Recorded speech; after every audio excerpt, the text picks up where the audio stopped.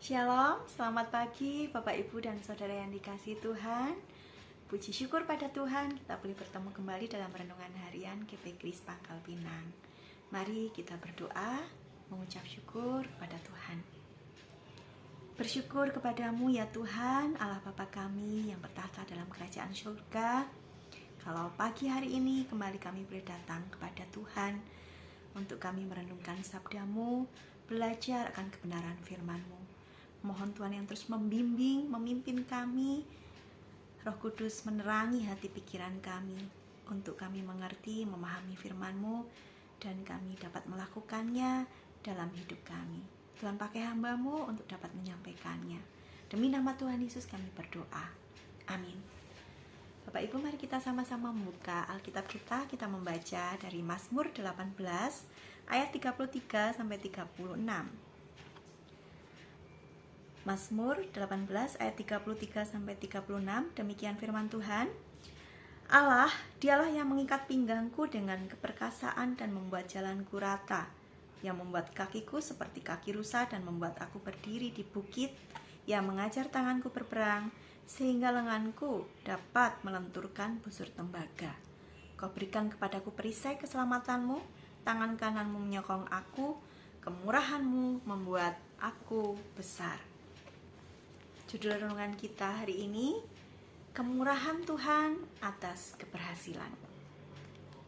Bapak Ibu dan Saudara yang dikasihi Tuhan, kecenderungan seseorang ketika mengalami keberhasilan adalah bisa orang itu menjadi bijaksana, bersyukur, berterima kasih atas apa yang dia raih, dan mengingat akan peran serta dan dukungan dari orang lain di sekitarnya yang boleh berperan dalam keberhasilannya.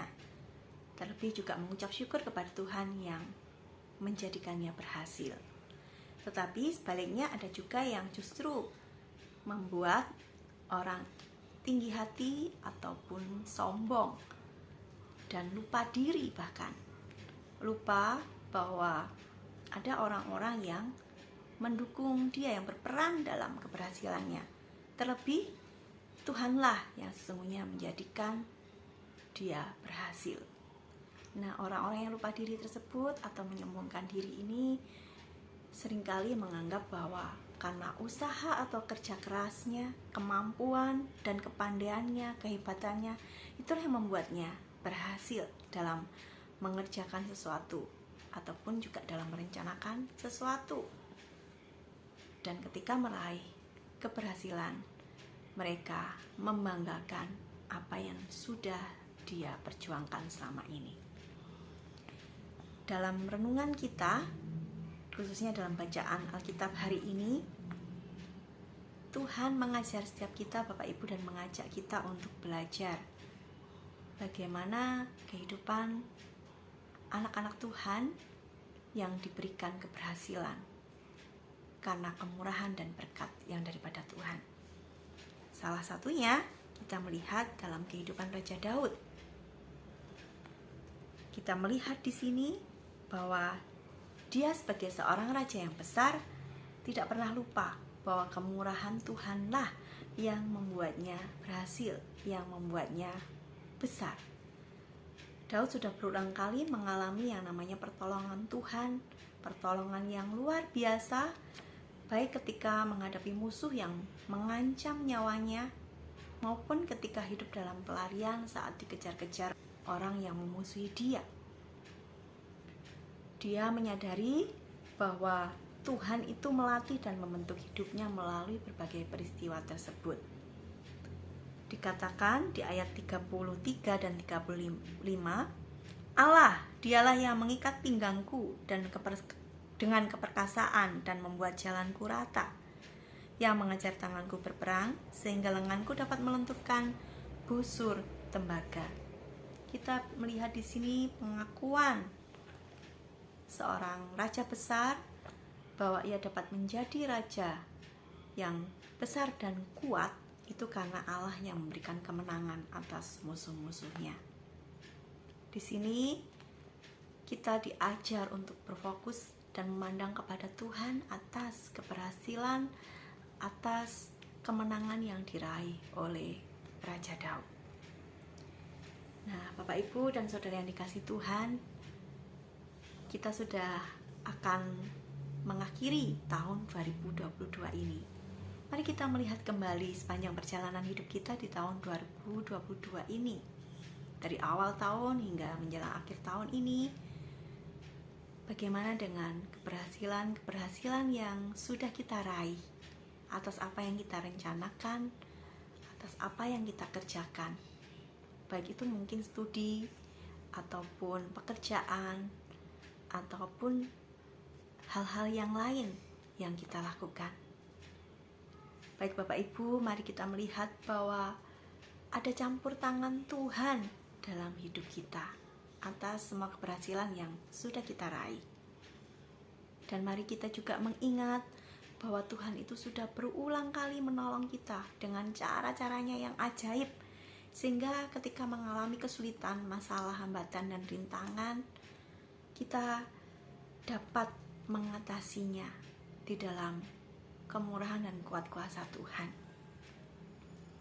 Dan juga apakah selama ini kita menyadari bahwa karya Tuhan yang ajaib itu juga membentuk dan melatih setiap kita untuk dapat menang dalam peperangan rohani yang harus kita hadapi, sehingga hidup kita boleh semakin berkenan di hadapan Tuhan. Bagaimana kita menyikapi keberhasilan kita selama ini, Bapak Ibu? Apakah kita membanggakan diri karena saya kuat, karena saya mampu, karena saya bisa, dan saya bangga atas apa yang saya raih ini? Kita melupakan ada peran serta orang-orang lain yang dikirim Tuhan menjadi alat Tuhan untuk mendukung keberhasilan kita.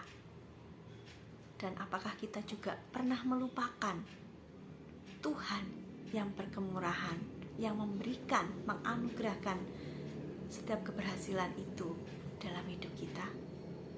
Mari kita sama-sama menyelidiki hati kita, melihat keberadaan diri kita di hadapan Tuhan, masing-masing pribadi lepas pribadi. Kita berdoa. Kami bersyukur Tuhan, firman-Mu yang terus mendorong, menuntun, dan membimbing kami untuk kami boleh melihat karya Tuhan yang besar, kasih Tuhan, kemurahan Tuhan atas hidup kami melalui berbagai peristiwa yang terjadi. Dan ketika kami diberikan keberhasilan, kemenangan, kesuksesan, itu pun semua karena kemurahan Tuhan. Kami mohon pengampunan-Mu Tuhan, ampuni kami kalau selama ini kami merasa kami kuat, kami mampu, kami bisa, kami bekerja keras, kami berusaha, kami mengabaikan akan keberadaan Tuhan yang berkarya begitu ajaib dalam hidup kami. Kemurahan Tuhanlah yang membuat kami berhasil. Terima kasih Tuhan, terima kasih. Kiranya dalam mengakhiri tahun 2022 ini, kami boleh menjadi pribadi yang semakin berkenan di hadapan-Mu. Menyongsong tahun yang akan datang, kami pun boleh berjalan sebagai orang-orang yang semakin indah, semakin berkenan di hadapan-Mu. Terpujilah Tuhan, demi nama Tuhan Yesus kami berdoa. Amin. Tuhan Yesus memberkati.